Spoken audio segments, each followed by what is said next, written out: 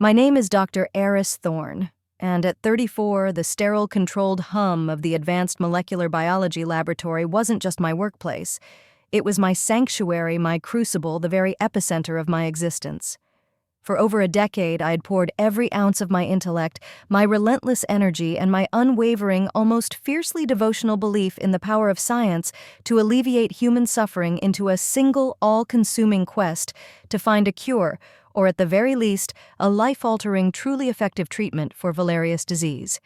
Valerius was a devastating, rapidly progressive neurological disorder that primarily struck children and young adults in the prime of their lives, cruelly, inexorably stripping them of their motor functions, their cognitive abilities, their very essence, leaving families shattered and a medical community largely helpless. My own beloved younger brother Leo had been stolen from us by Valerius a decade prior, his brilliant light extinguished far too soon, and his memory was the silent, ever-present fuel that had driven my often solitary, frequently frustrating but utterly unyielding research within the gleaming state-of-the-art, yet often ethically opaque research and development wing of PharmaCorp Global. PharmaCorp, one of the largest, most powerful, and notoriously profit-driven pharmaceutical conglomerates on the planet, was a strange, often deeply uncomfortable patron for such a patient-centric endeavor. But they possessed the unparalleled resources, the cutting-edge technology, and the global reach that I, a then unknown research scientist, desperately needed to even dream of tackling a monster like Valerius disease.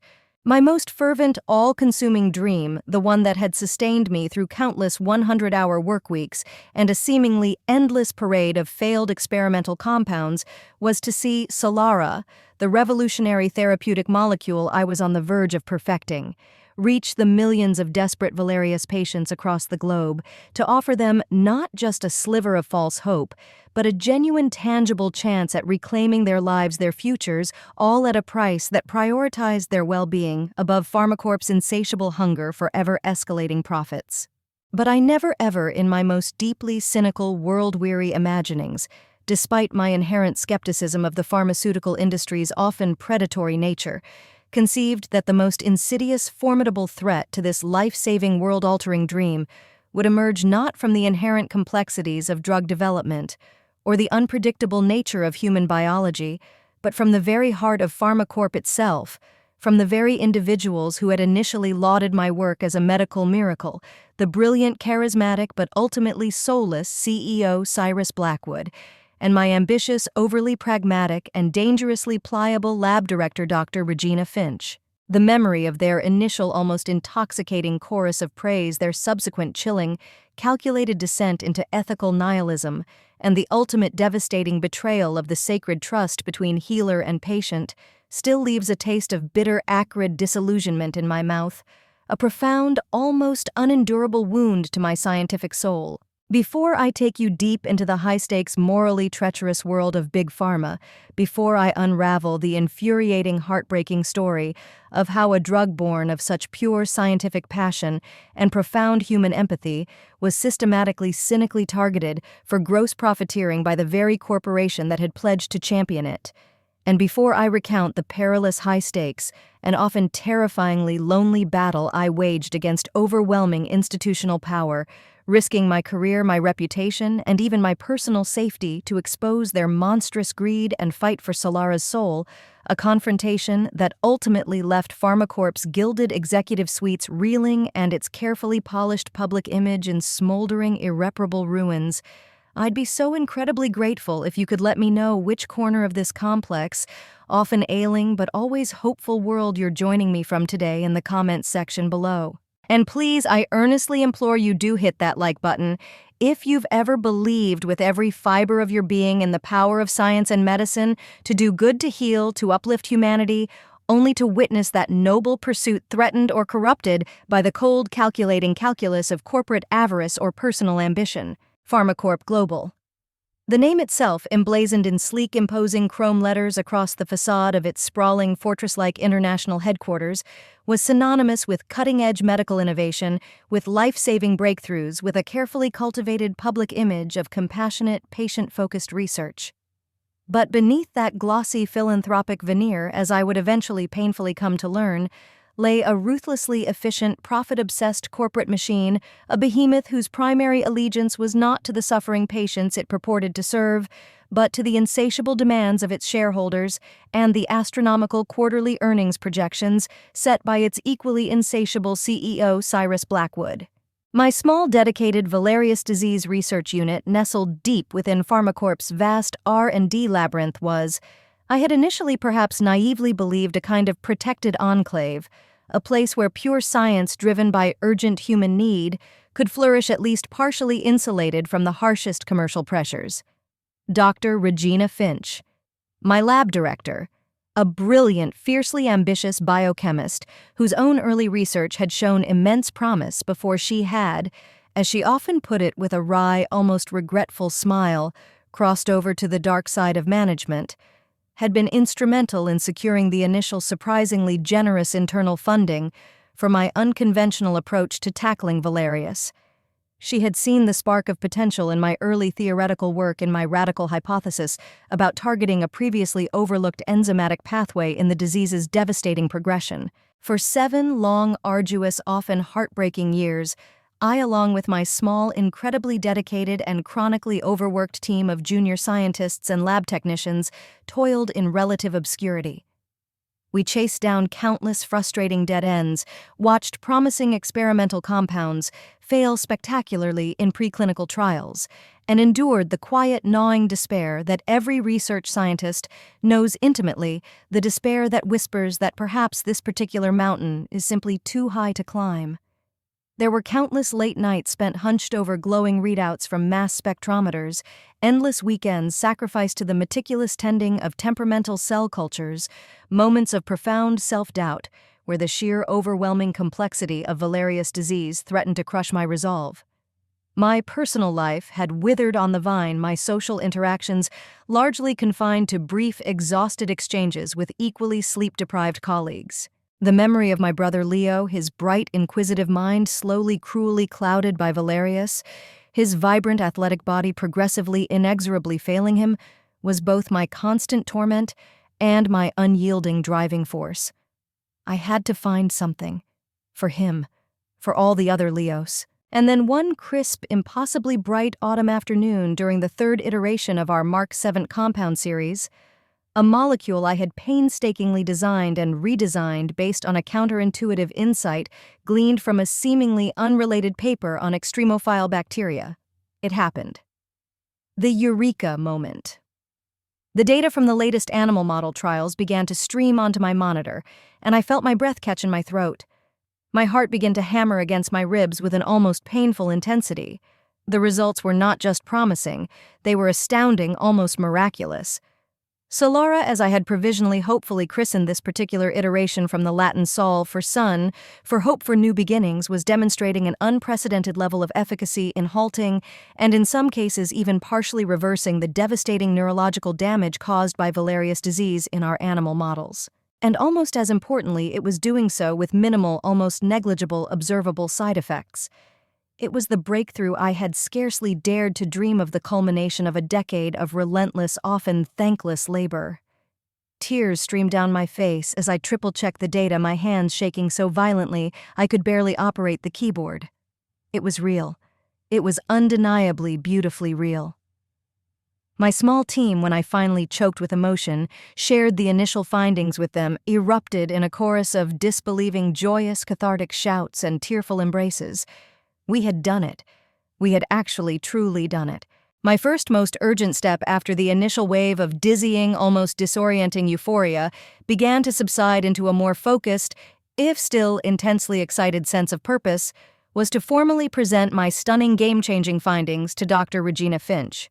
She listened to my detailed, data-rich presentation in her spacious, intimidatingly tidy office, her expression initially one of cool, professional skepticism, which gradually, as I laid out the irrefutable evidence of Solara's efficacy and safety in our preclinical models, transformed into something akin to genuine, almost uncharacteristic, scientific excitement. There was perhaps a fleeting, almost imperceptible flicker of something else in her sharp, intelligent eyes as well. Envy, possessiveness. But it was gone so quickly I dismissed it as a figment of my overwrought imagination. Eris, she said finally, her voice usually so brisk and businesslike, now tinged with an unaccustomed warmth. This is truly exceptional, potentially revolutionary. If these results can be replicated in human trials, and I see no immediate reason why they shouldn't, PharmaCorp Global could be looking at not just a blockbuster drug, but a Nobel Prize. Your Nobel Prize heiress. My heart swelled with a mixture of profound pride and immense relief. Her validation, her belief meant everything. Together, Dr. Finch and I presented the Solara findings to the formidable CEO of PharmaCorp Global, Cyrus Blackwood. Blackwood was a man who exuded an almost palpable aura of power, charisma, and utter, unshakable self-belief. He was a legend in the pharmaceutical world, a visionary leader who had transformed PharmaCorp from a staid second-tier company into a global behemoth, a man known for his Midas touch and his almost messianic pronouncements about healing the world one patented molecule at a time. He listened to our presentation with an almost unnerving, hawk-like intensity, his piercing gray eyes which seemed to miss nothing fixed unwaveringly on the data projected onto the enormous boardroom screen. When we concluded, he was silent for a long, charged moment. Then he rose slowly to his feet, a slow, almost wolfish smile spreading across his handsome, angular face. "Dr. Thorne," he declared, his voice a rich, resonant baritone that seemed to fill the vast, opulent boardroom. "Dr. Finch, this is not just a discovery. It is a triumph of human ingenuity, a testament to PharmaCorp Global's unwavering commitment to eradicating disease and alleviating suffering across the globe. Solara." He savored the name. "Will not just change lives. It will redefine what is possible in neurological medicine. PharmaCorp will put its full, unreserved weight behind this project. Unlimited resources, Dr. Thorne. The finest clinical trial teams in the world. A global launch strategy that will ensure Solara reaches every single patient who needs it as swiftly as humanly and regulatorily possible. We are not just going to change the world with this drug, ladies. We are going to save it." He then spoke with dazzling eloquence of Nobel Prizes, of humanitarian awards, of PharmaCorp Global leading humanity into a new golden age of medical miracles. I left that boardroom feeling almost drunk with a combination of exhilaration, validation, and a profound, almost sacred sense of hope. Solara, my beautiful, life-saving Solara, was finally truly on its way to the patients who so desperately needed it. Or so I naively, foolishly believed. The initial human clinical trials for Solara, fast-tracked with Cyrus Blackwood's considerable influence and PharmaCorp's vast resources, were an unprecedented, almost unbelievable success. Phase 1 demonstrated exceptional safety and tolerability. Phase 2, in a cohort of early to mid-stage Valerius patients, showed not just a halting of disease progression, but in a significant percentage of cases, a remarkable, previously unheard-of reversal of neurological symptoms, a restoration of lost function. The preliminary results were so overwhelmingly positive, so statistically irrefutable, that the FDA granted Solara breakthrough therapy designation, further expediting its path to market. The atmosphere within PharmaCorp, and particularly within my now significantly expanded Solara project team, was one of unadulterated, almost giddy triumph. We were on the verge of conquering Valerius disease. It was during this heady, exhilarating period, as Solara moved with lightning speed into its final Phase 3 trials, and PharmaCorp's massive global marketing machine began to gear up for its much-anticipated launch, that the first subtle, almost imperceptible shadows of doubt, the first dissonant, jarring notes in the triumphant symphony of Solara's success, began to creep into my awareness. I started being CCD as the drug's primary discoverer and led scientific liaison on an endless stream of internal marketing strategy documents, complex pricing model spreadsheets, and investor confidence PowerPoint presentations prepared by PharmaCorp's notoriously aggressive commercialization and revenue optimization teams. And it was there, buried deep within the dense, obfuscating corporate jargon and the bewildering arrays of financial projections, that I first encountered the chilling, almost casual internal discussions about Solara's proposed global access pricing structure. The initial price point exploration memoranda circulated amongst senior executives were so alarmingly unconscionably high, so utterly disconnected from the actual relatively modest manufacturing costs of the Solara compound, that I initially assumed they had to be a typographical error, a misplaced decimal point. These were prices that would place Solara far, far beyond the reach of not just individual patients in developing nations, where Valerius disease, often exacerbated by environmental factors and lack of access to early diagnosis, was particularly rampant, but also beyond the capacity of most national healthcare systems in affluent Western countries. These were not prices designed for patient access. These were prices designed for obscene, almost criminal profit maximization. One afternoon, my stomach churning with a mixture of disbelief and a growing, sickening apprehension, I overheard a particularly disturbing, hushed conversation emanating from Dr. Regina Finch's office as I passed by her slightly ajar door. She was speaking with Alistair Carmichael Pharmacorp's notoriously ruthless vice president of global marketing, a man known internally for his mantra, "If they're breathing, they're buying."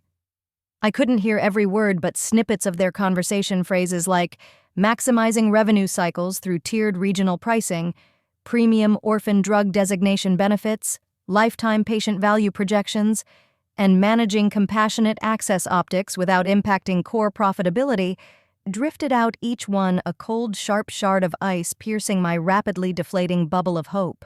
There was little, if any, mention of actual patient accessibility in resource-poor settings, no discussion of humanitarian licensing, only a cold, hard, cynical calculus of profit extraction. My heart pounding with a mixture of dread and a naive, desperate hope that I was somehow misunderstanding, I immediately requested a meeting with Dr. Finch.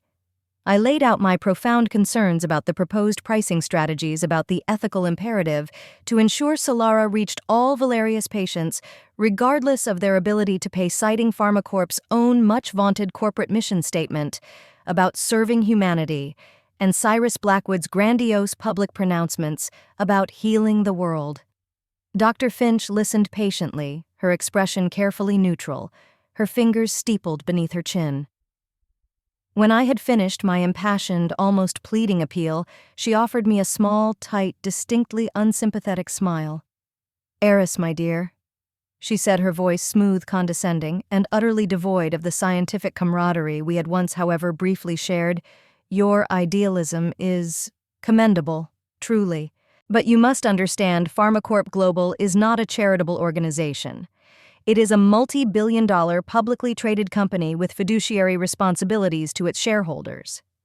These pricing models you're so concerned about are merely preliminary internal discussion documents, standard market analysis exercises designed to explore all potential revenue scenarios and satisfy our investors' understandable expectations of a robust return on their very substantial, very high-risk investment in Solara's development."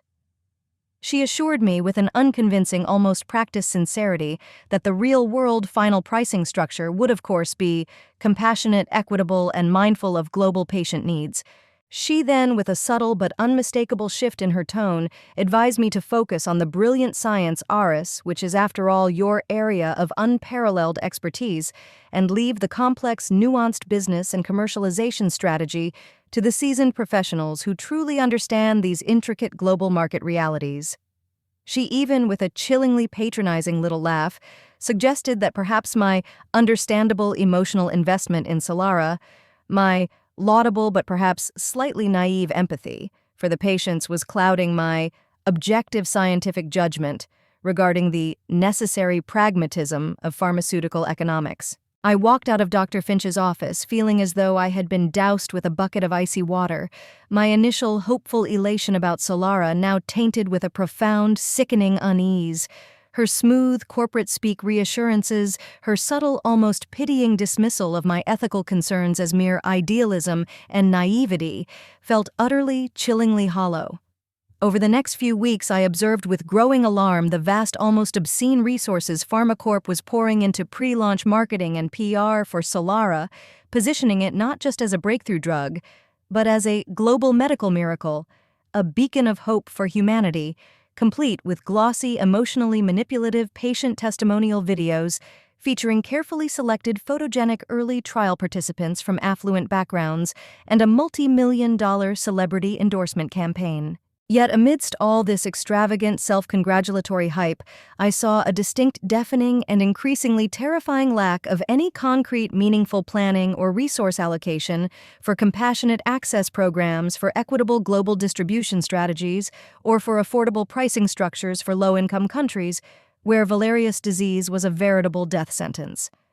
The beautiful life-saving promise of Solara, my Solara was, I began to fear with a cold sinking certainty about to be tragically, cynically betrayed, its light not shared with the world, but hoarded, restricted, and sold off to the highest, most privileged bidders. A seed of profound bitter distrust, not just in Regina Finch, but in the entire edifice of PharmaCorp Global, and its charismatic, duplicitous leader Cyrus Blackwood had now firmly, irrevocably taken root in my scientific soul, and I knew with a certainty that chilled me to the bone that a terrible, perhaps unwinnable fight for the very soul of Solara was looming. Dr. Regina Finch's smooth corporate-speak reassurances, her condescending dismissal of my profound ethical concerns as mere idealism and naivety, echoed in my ears for days, a constant jarring dissonance against the triumphant life-affirming data from Solara's successful clinical trials.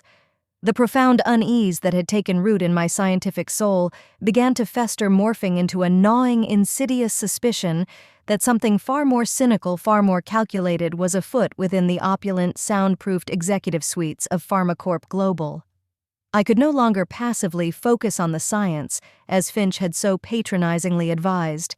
The science itself, the very soul of Solara, was, I increasingly feared, about to be grievously, perhaps irrevocably betrayed. Driven by this escalating apprehension and a growing chilling premonition, I began to actively, if very discreetly, seek out more information, to look beyond the carefully curated, reassuringly bland official narratives that Finch and the commercialization teams were now disseminating. It wasn't easy. Access to sensitive internal documents at PharmaCorp was notoriously, almost obsessively controlled. But years spent navigating the labyrinthine complexities of scientific research had honed my skills in observation, in pattern recognition, in finding the overlooked detail, the unguarded comment, the inadvertently misfiled digital folder. One late caffeine-fueled evening, while ostensibly searching for unrelated historical trial data on a shared, poorly organized internal server, a server many senior executives in their hubris probably assumed no mere research scientist would ever bother to explore, I accidentally stumbled upon a password-unprotected, mislabeled directory. Its contents made my blood run cold. It contained a series of deeply disturbing, highly confidential, internal revenue maximization strategy documents for Solara, prepared by PharmaCorp's most aggressive global marketing and financial planning teams. These weren't the vague, preliminary brainstorming exercises Finch had alluded to. These were detailed, actionable, and utterly ruthless commercial blueprints. The documents outlined with chilling, almost sociopathic clarity a multi-tiered global pricing strategy for Solara designed to extract maximum profit from every conceivable market segment.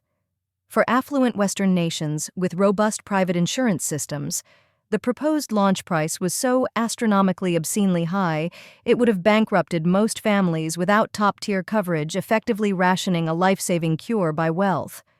For middle-income countries, there was a slightly lower but still prohibitive price point, often coupled with complex, restrictive licensing agreements designed to limit access and prevent generic competition. And for the poorest developing nations, where Valerius disease was often most rampant and healthcare systems most fragile, the strategy was even more cynical, a token highly publicized compassionate access program, so limited in scope, so restrictive in its eligibility criteria, and so bureaucratically nightmarish to navigate, that it was clearly designed more as a public relations fig leaf to deflect criticism than as a genuine attempt to provide widespread equitable access. The documents even detailed plans to aggressively lobby governments to ensure Solara received premium orphan drug status, despite Valerius disease's increasing prevalence, thereby guaranteeing extended market exclusivity and justifying the exorbitant pricing. But perhaps the most horrifying revelation came from a series of internal memos discussing Solara lifecycle management. Here, in cold, hard corporate prose, was a plan to subtly, almost imperceptibly alter Solara's final approved formulation, not to enhance its efficacy or safety, but to create a Solara XR extended-release version with a slightly different delivery mechanism. A modification that would allow Pharmacorp to file for new patents, effectively extending their monopoly and their ability to price gouge for several additional highly profitable years, just as the original Solara patents were due to expire. Even more cynically, there were discussions about fast-tracking a new proprietary Solara companion diagnostic, a costly mandatory genetic test to optimize patient selection for Solara, a test Pharmacorp also owned and would profit immensely from. And most damningly of all, I found preliminary research proposals greenlit by both Finch and Blackwood for a next-generation Valerius maintenance therapy, a less effective but significantly more profitable daily medication designed to be taken long-term by patients after their initial life-saving course of Solara, effectively turning a cure into a chronic, lifelong revenue stream. The sheer calculated multi-layered greed of it all, the blatant disregard for the millions of desperate patients whose lives hung in the balance was so profoundly, monstrously evil, it left me feeling physically ill, my hands shaking, my stomach churning with a mixture of fury and a deep, soul-crushing despair. Armed with this new, horrifyingly concrete evidence of Pharmacorp's cynical, predatory plans, evidence I had discreetly, carefully copied onto an encrypted personal flash drive, I knew I could no longer afford to be merely concerned or idealistic. I had to confront them directly, forcefully. I first requested an urgent formal meeting with Dr. Regina Finch. This time, there was no pretense of scientific camaraderie, no gentle dismissal of my naivety. I laid out the damning internal documents I had found, my voice trembling, not with fear but with a cold, controlled rage. I detailed the exorbitant pricing strategies, the cynical patent extension schemes, the morally bankrupt plan for a maintenance drug. I accused her directly of betraying her scientific oath, of betraying the patients Solara was meant to save, of betraying the very essence of her profession. Dr. Finch's reaction was a chilling masterclass in corporate stonewalling and subtle veiled intimidation. Her face, usually so animated, so expressive, became a cool, impassive mask. She didn't deny the authenticity of the documents. She couldn't. Instead, she icily informed me that I had gravely breached company protocol and potentially violated federal law by accessing and copying confidential proprietary corporate information. She accused me of gross insubordination, of lacking a fundamental understanding of the complex financial realities of pharmaceutical innovation, and of endangering the entire Solara project and by extension the lives of countless future patients, with my reckless, ill-informed, and emotionally driven crusade. She then, her voice dropping to a low, menacing whisper, reminded me of the ironclad non-disclosure agreement I had signed upon joining Pharmacorp, an NDA, with ruinous multi-million-dollar penalty clauses for any breach of confidentiality.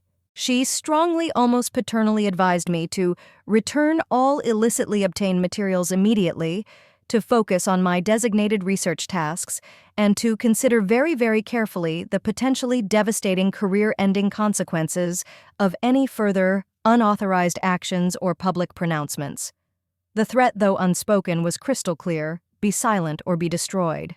Undeterred, though now profoundly shaken by Finch's undisguised hostility, I knew I had to try to go over her head to appeal to whatever vestiges of ethical responsibility might still reside within the man at the very top, CEO Cyrus Blackwood. It was a desperate, almost certainly futile gamble, but I had to try. I bypassed Finch and, through a combination of sheer persistence and a carefully worded appeal to his famously inflated ego, framing my request as seeking his visionary guidance on a matter of profound global ethical significance, I managed to secure a brief, unscheduled 10-minute private meeting with Blackwood in his palatial top-floor office, a room that reeked of power money and an almost suffocating moral vacuum. Cyrus Blackwood listened to my impassioned, evidence-backed plea for Solara's ethical, affordable global distribution with an unnerving, almost reptilian stillness. His piercing gray eyes, which seemed to absorb all light and reflect nothing, never once leaving my face. He didn't interrupt, didn't question, didn't betray a single flicker of emotion. When I finally breathlessly concluded my presentation, laying out the stark moral choice between saving millions of lives and generating obscene profits, he leaned back in his enormous leather chair, a slow, almost imperceptible, chillingly predatory smile touching the corners of his thin lips. "Dr. Thorne," he said, his voice a silken, almost hypnotic purr, "your passion is palpable. Your dedication to your creation is truly commendable. And your grasp of the, shall we say, potential public perception issues surrounding Solara's commercialization is surprisingly astute for a research scientist." He paused, letting his words hang heavy in the opulent, sterile air.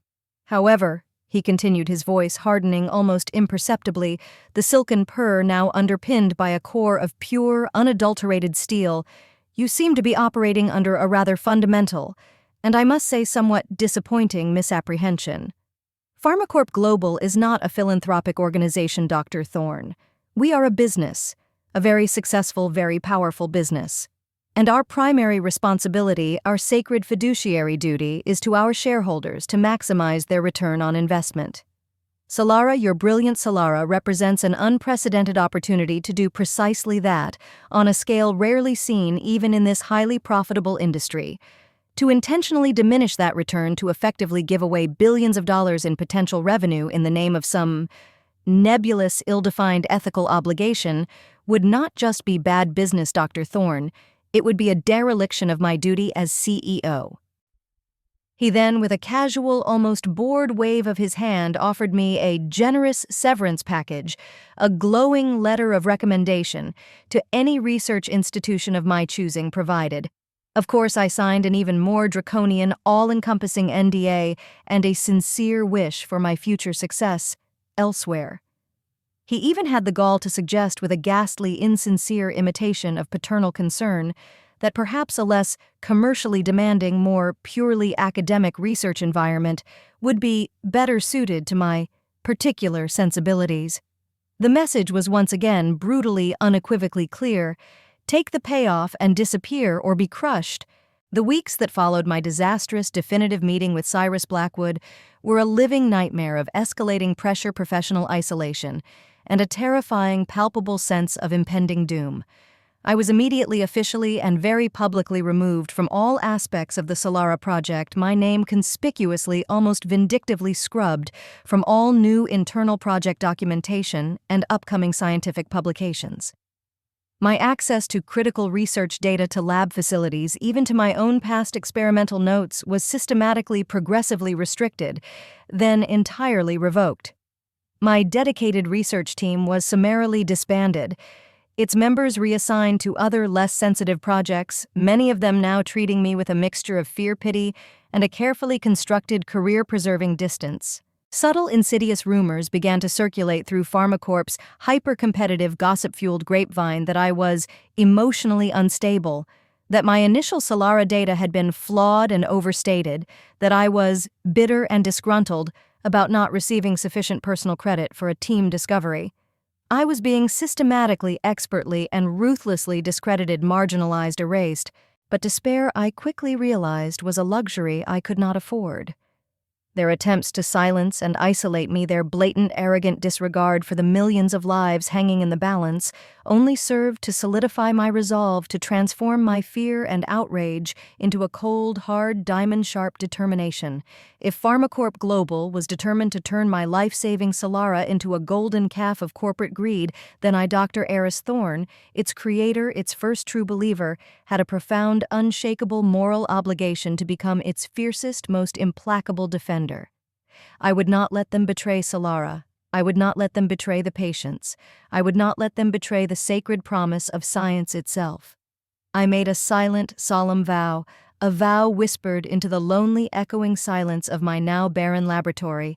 I would find a way to expose their monstrous, deadly greed to the world, whatever the personal cost, whatever the professional risk. The fight for Solara's soul and for my own had truly irrevocably begun. My first, most urgent, and most dangerous task was to liberate every last shred of irrefutable evidence, every damning document, every piece of suppressed clinical data, every incriminating email before PharmaCorp's internal security, now undoubtedly on high alert, could lock it all down, sanitize it, or make it disappear forever. The clock was ticking loud and ominous, and I knew with a chilling certainty that I was now operating on borrowed, very dangerous time. The chilling, unambiguous finality of Cyrus Blackwood's silken, dismissive threat, "Take the payoff and disappear or be crushed," echoed in my ears for days, a constant, terrifying reminder of the monolithic, ruthless power I was daring to defy. The path of quiet acquiescence, of accepting their tainted golden parachute and retreating into a comfortable, well-funded, but morally bankrupt academic obscurity, was for a fleeting, desperate moment almost seductively appealing. The personal cost of this fight, I knew with a sickening certainty, would be immense, potentially devastating. But then I would see Leo's face in my mind's eye, his brave, suffering smile. I would think of the millions of other Valerius patients around the globe, their lives hanging in the fragile balance, their hopes pinned on a drug that was about to be priced into an impossible, cruel fantasy. And the seductive allure of safety would evaporate, replaced by a cold, hard, unshakable resolve, a sacred vow I had made, not just to my brother's memory, but to every patient Solara was meant to save. I would not break. I would not yield. I would not let them win. My first, most urgent, and most perilous task was to liberate every last shred of irrefutable evidence, every damning internal document, every piece of suppressed or massaged clinical trial data, every incriminating email chain that laid bare PharmaCorp Global's cynical, predatory plans for Solara before their internal security apparatus, now undoubtedly on high alert following my defiant refusal of Blackwood's offer, could lock it all down, sanitize it, shred it, or make it disappear forever into the digital ether. This was no longer just about my scientific integrity. It was about amassing an unassailable arsenal of truth, a weapon so powerful it could bring even a titan like PharmaCorp to its knees. For nearly 2 weeks I lived a dangerous double life, a clandestine existence played out in the shadowy margins of PharmaCorp's gleaming, hyper-secure research facilities. By day, I maintained a facade of weary, defeated compliance, going through the motions of my now meaningless, deliberately isolating research tasks, acutely aware of the subtle but unmistakable increase in IT surveillance on my workstation, the accidental appearances of stern-faced security personnel near my lab, the sudden, inexplicable glitches that would lock me out of shared databases I had previously accessed without issue. But by night, fueled by a desperate, almost feral energy, I became a digital ghost, a careful, methodical data exfiltrator. Using encrypted drives I had prepared months in advance, employing sophisticated, anonymizing software to mask my digital footprint, and leveraging my intimate, hard-won knowledge of PharmaCorp's complex, often poorly managed internal server architecture, a legacy of my early, more trusted days on the Solara project, I began the painstaking, nerve-wracking process of covertly, systematically copying terabytes of data, my original, unadulterated Solara research notes and lab books. The complete, unredacted clinical trial results for all 3 phases, including raw patient data that clearly showed Solara's remarkable efficacy even at lower, more affordable dosages, and which also detailed certain minor, manageable side effects that PharmaCorp's marketing team was now actively trying to downplay or entirely omit from their promotional materials. The damning internal marketing strategy documents with their obscene multi-tiered global pricing projections. The cynical Solara lifecycle management, plans outlining the deliberate patent extension schemes, and the morally bankrupt maintenance drug strategy. And most crucially, entire chains of incriminating email correspondence between Cyrus Blackwood, Dr. Regina Finch, Alistair Carmichael, the VP of Global Marketing, and PharmaCorp's aggressive legal team emails, where they explicitly, arrogantly discuss strategies to maximize Solara's revenue potential irrespective of accessibility, concerns to manage and neutralize potential ethical objections from idealistic researchers like Thorne, and to proactively defend against anticipated patient advocacy group pushback in developing nations. Each successful encrypted download felt like a small, defiant victory, a tiny spark of truth rescued from the encroaching darkness of corporate greed. I knew I was playing with fire, risking not just my career, but potentially my freedom, but the thought of what PharmaCorp intended to do with my Solara was a far greater, more terrifying inferno. As I meticulously built my digital arsenal, I knew I couldn't wage this war entirely alone. I needed allies both inside and outside PharmaCorp's formidable walls. Within the company, finding them was a perilous, almost impossible task given the pervasive culture of fear and ambitious conformity that Blackwood and Finch had so expertly cultivated. But I remembered two junior scientists from my original Solara research team, Dr. Ben Carter, no relation to the Ben Carter from Anya's story, just a name that resonated with quiet competence, and Dr. Lena Petrova, both brilliant, idealistic young researchers who had, in hushed, worried tones, privately expressed to me their own profound discomfort with the project's increasingly commercial, ethically dubious trajectory before my team was officially disbanded. I reached out to them with extreme caution, using encrypted, anonymous communication channels, laying out the stark, undeniable evidence I had already gathered. Their initial reactions were a mixture of horror, fear, and a deep, palpable anger at having been so thoroughly misled. The personal risks for them were immense: their careers, their reputations, their very futures in the fiercely competitive pharmaceutical industry. But their scientific integrity, their deeply ingrained ethical compass, ultimately won out.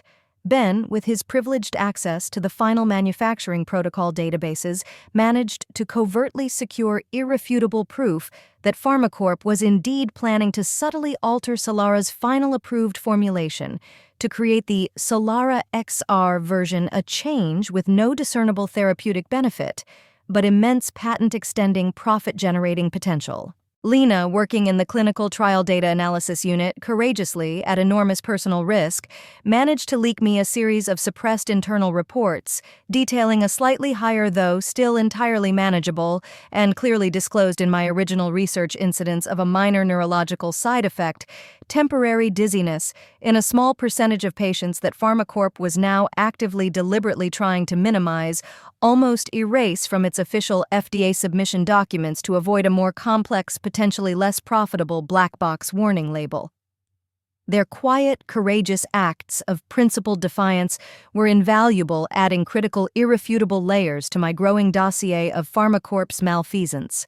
For external allies, my thoughts immediately turned to Dr. Evelyn Hayes, a name I now used intentionally, a small private homage to the brave AI ethicist from Anya's story, a story that had in a strange way become a source of inspiration for my own unfolding battle.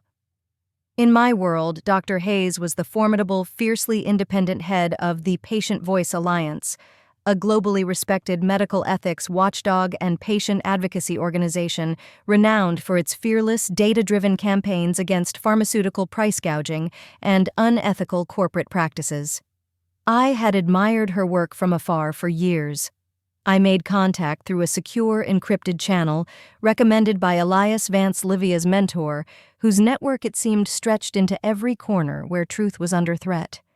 Dr. Hayes listened to my story, reviewed my preliminary, heavily encrypted evidence with her characteristic, sharp analytical precision, her initial cautious skepticism quickly transforming into a palpable, almost incandescent outrage. "Ethan, Dr. Thorne," she said, her voice tight with controlled fury after our first long clandestine video conference, "what PharmaCorp Global is attempting with Solara is not just unethical. It is a crime against humanity. The Patient Voice Alliance will stand with you. We will commit our full legal, media, and advocacy resources to ensuring this monstrous injustice is exposed and that Solara reaches every patient who needs it affordably and equitably." Her unwavering immediate support, her clear-eyed strategic thinking, was like a desperately needed infusion of courage and hope. Dr. Hayes, with her unparalleled network, then made the crucial introduction. She connected me with David Chen, a legendary Pulitzer Prize-winning senior medical investigative journalist for the Global Beacon, one of the world's most respected, truly independent international news organizations, a man renowned for his meticulous research, his ironclad source protection, and his fearless expose-driven takedowns of some of the largest, most powerful corporate and governmental entities on the planet.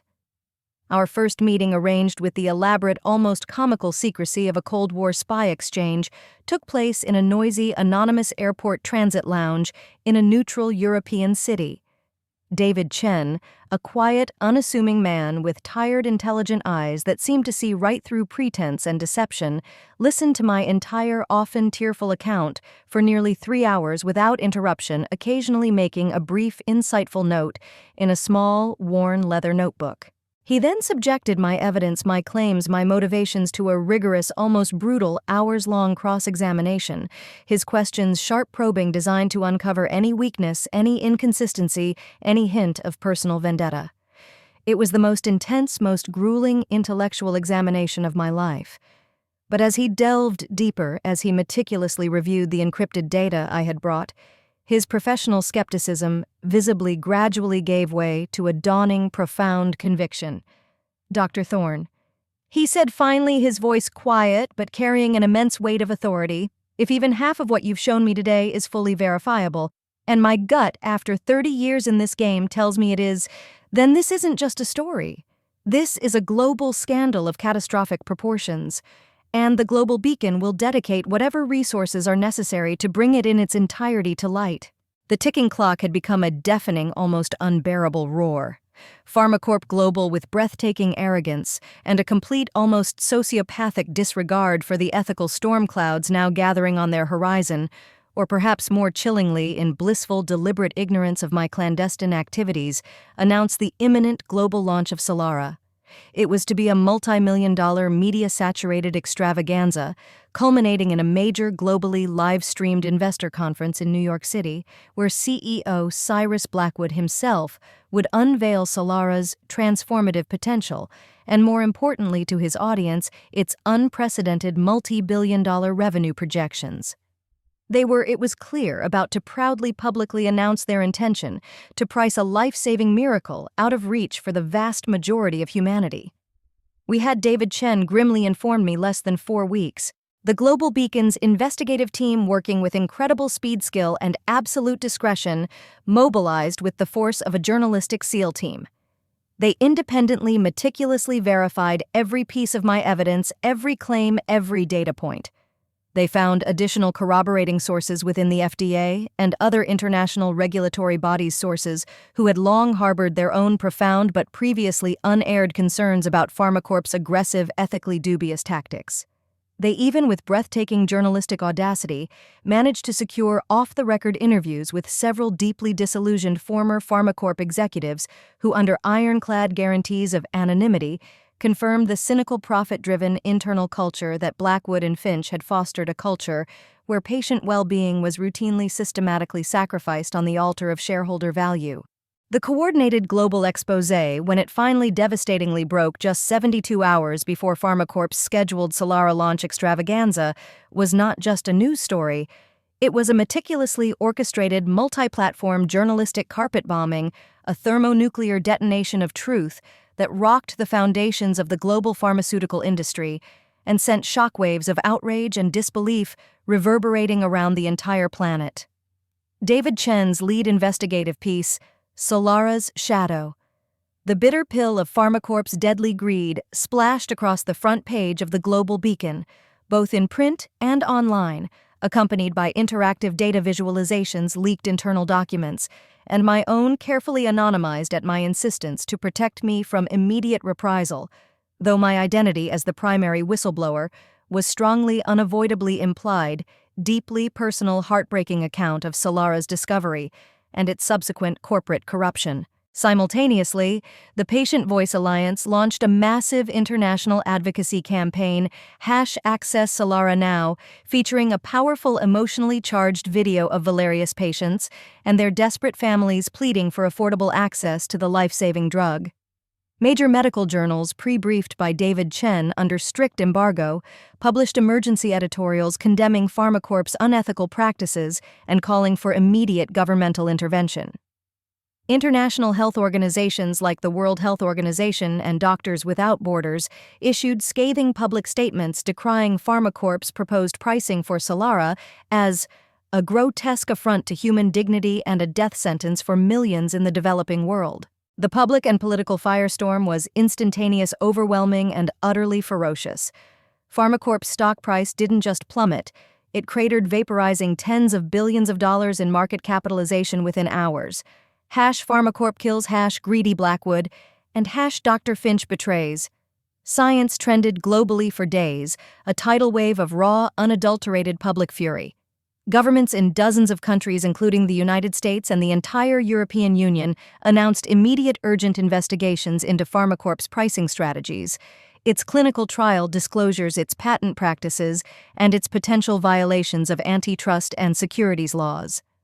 Doctors, medical ethicists, and patient advocacy groups worldwide united in a chorus of unprecedented condemnation. The much-hyped Solara Global launch event and investor conference in New York City, intended to be Cyrus Blackwood's crowning triumphant moment, instead transformed into his very public, very humiliating Gethsemane. PharmaCorp, caught completely catastrophically off guard by the sheer scale, speed, and irrefutable nature of the exposé, made the disastrous decision to proceed with the event, hoping with a breathtaking display of corporate arrogance and delusion to somehow brazen it out, to spin the narrative, to weather the storm. The atmosphere in the cavernous, opulently decorated ballroom, once intended to be a stage for corporate self-congratulation, was instead thick with a palpable, almost suffocating tension, a simmering, barely suppressed hostility. The audience was not the adoring throng of grateful investors and fawning media they had anticipated, but a room filled with angry, accusatory journalists, deeply skeptical financial analysts, and grim-faced representatives from international health organizations and patient advocacy groups, all armed with copies of David Chen's devastating exposé and a litany of brutally uncomfortable questions. Cyrus Blackwood and Dr. Regina Finch, when they finally belatedly took the stage, their faces unnaturally pale. Their usual confident smiles, replaced by forced, almost grotesque rictuses of feigned composure, were met not with applause, but with a chilling, almost deafening silence, punctuated only by the relentless, unforgiving flashes of news cameras. Their carefully rehearsed presentations, filled with hollow platitudes about innovation and patient focus, fell utterly disastrously flat, their words sounding like obscene lies in the face of the now globally known damning truth. The subsequent Conda session was not a polite inquiry. It was a brutal, merciless public vivisection. They were confronted live on a global feed with their own incriminating internal documents, their own deceptive marketing plans, their own cynical profit projections. Their increasingly desperate, contradictory, and transparently false attempts to deny, deflect, or diminish the accusations only served to further enrage the already hostile audience and deepen their own self-dug graves. The pale faces moment was not a fleeting instance. It was a protracted, agonizing, career-ending, legacy-destroying public immolation played out in excruciating slow motion under the unforgiving glare of the world's media. Cyrus Blackwood, the once invincible titan of Big Pharma, visibly crumbled his voice, cracking his hands, shaking his arrogant empire of lies collapsing around him in real time. Dr. Regina Finch, her scientific reputation in irreparable tatters, simply stared blankly ahead, her face a mask of stunned, abject despair, the full, horrific weight of her ethical capitulation finally crushingly descending upon her. The Solara launch was not just a failure. It was a corporate catastrophe of epic, historic proportions. In the tumultuous weeks and months that followed, the consequences for PharmaCorp Global and for the individuals who had so callously betrayed its supposed mission were severe, far-reaching, and for the most part, deeply, satisfyingly just. Cyrus Blackwood, Dr. Regina Finch, Alistair Carmichael, and several other key executives implicated in the Solara scandal were unceremoniously, decisively, and very publicly fired by PharmaCorp's panicked, now mutinous board of directors, many of whom also subsequently resigned under intense shareholder pressure. Multiple governments launched sweeping punitive investigations, resulting in colossal, record-breaking fines for unethical practices, fraudulent marketing, and deliberate endangerment of public health. The U.S. Department of Justice even opened a criminal investigation into potential securities fraud and conspiracy charges against Blackwood and his inner circle. PharmaCorp Global. Its stock worthless, its reputation irrevocably destroyed, its drug pipeline suddenly under intense skeptical scrutiny, was forced into a radical court-supervised restructuring effectively broken up, and its viable assets sold off to more responsible, ethically managed competitors, with a significant portion of those assets mandated to be placed into a global trust fund dedicated to ensuring affordable access to essential medicines. And Solara. My beautiful life-saving Solara, under immense, unrelenting global public and governmental pressure, and with the direct intervention of the World Health Organization and several major philanthropic foundations, the patents for Solara were effectively unprecedentedly placed into a public health trust, licensed at near-zero cost to qualified generic manufacturers and non-profit organizations around the world, with a clear, legally binding mandate for equitable, affordable global distribution. International health organizations, patient advocacy groups, and governments in dozens of countries immediately began working together to establish programs to ensure Solara reached every single Valerius patient who needed it, regardless of their income or geographic location. For me, Dr. Aris Thorne, the young, once obscure research scientist who had dared to challenge a global pharmaceutical behemoth, the public vindication was swift, overwhelming, and deeply, profoundly humbling. I was hailed internationally as a hero of medical ethics, a champion of scientific integrity, a courageous whistleblower who had risked everything for the sake of patients. I was awarded the prestigious Lasker Award for Public Service, often considered the American Nobel, and was even, to my utter astonishment, rumored to be on the shortlist for the Nobel Peace Prize for my profound contribution to global health equity. But far more meaningful than any award or public accolade were the thousands of heartfelt letters and messages I received from Valerius patients and their families from every corner of the globe, messages filled with tears of gratitude, with stories of renewed hope, with a profound, life-affirming sense of a future reclaimed from the abyss of despair. After much soul-searching and long, heartfelt conversations with Dr. Hayes David Chen and my small, brave band of internal PharmaCorp allies, all of whom were, I ensured, fully protected their courage, publicly acknowledged, and offered positions of significant responsibility in the new ethical entities that rose from PharmaCorp's ashes, I made my decision. I declined the lucrative offers to return to traditional pharmaceutical research or to lead prestigious academic departments. Instead, with the substantial seed funding provided by several major philanthropic foundations and a coalition of ethical investors who had been inspired by Solara's story, I established the Solara Global Health Initiative, an independent nonprofit research and advocacy organization. Our mission to develop innovative, affordable, life-saving medicines for neglected diseases that primarily affect the world's poorest populations, to champion radical transparency and unwavering ethical principles in all aspects of pharmaceutical research and development, and to fight tirelessly to ensure that access to essential life-saving medicines is recognized and treated not as a luxury commodity, but as a fundamental, inalienable human right. My former internal allies Ben Carter and Lena Petrova joined me as founding directors, their own careers now dedicated to this new, profoundly meaningful mission. The sweet revenge I discovered in the quiet, dedicated hum of our new nonprofit laboratories, in the hopeful eyes of the patients we now serve directly, was not personal, not vindictive.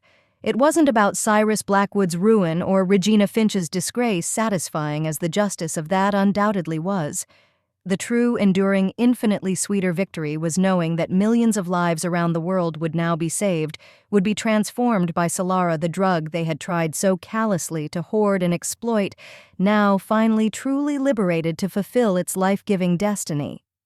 It was in the dawning global recognition that the relentless, often brutal pursuit of profit must not ever be allowed to supersede the sacred humanitarian imperative to heal, to comfort, to save lives. My journey with Solara had been an arduous, often terrifying descent into the darkest heart of corporate greed, but it had also miraculously been a reaffirmation of the profound power of individual courage, the enduring strength of collective ethical conviction, and the unshakable, life-affirming truth that even the most formidable Goliaths can and must ultimately fall before the simple, undeniable power of a single, well-aimed dose of truth.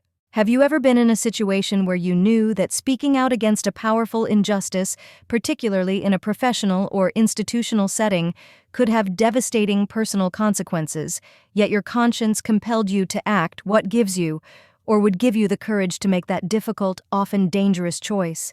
Share your powerful, inspiring stories of ethical dilemmas, moral courage, whistleblowing, and the fight for integrity in the comments section below. And please don't forget to like this video and subscribe for more compelling, in-depth explorations of the complex, often challenging but ultimately indispensable pursuit of truth, justice, and ethical responsibility in every sphere of human endeavor. Remember, the health of our world, the well-being of our communities often depends on the extraordinary courage of ordinary individuals who dare to speak truth to power even when their voices tremble. Thank you from the very bottom of my hopeful, science-driven heart for joining me on this incredible, often perilous, but ultimately transformative journey to ensure that Solara, and the hope it represents, truly equitably belongs to all humanity.